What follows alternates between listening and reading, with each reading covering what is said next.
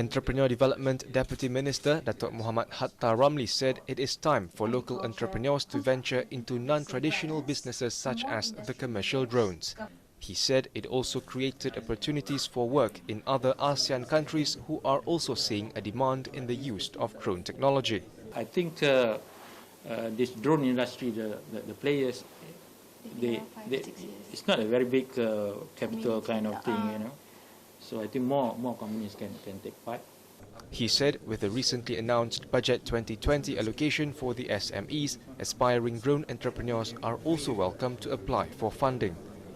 When asked how much has been allocated for the segment, Datuk Hatta told a media conference after the launch of Global Drone Conference 2019 that they will be engaging with industry players before making a decision.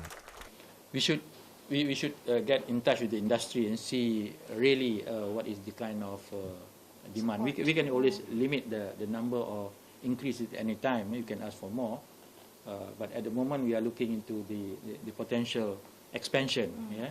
Currently, Malaysia has 15 companies operating drone businesses ranging from assembling to solution provider. On policy and regulations in regards to the drones, Datuk Hatta said it is currently in the midst of discussion among relevant authorities including Ministry of Transport.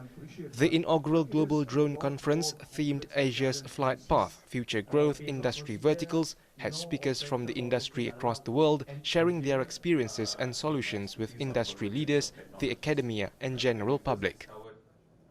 We're setting up a 500-man strong data team to work on our... Maybe some of you all have not been to a mining area or some of you seen through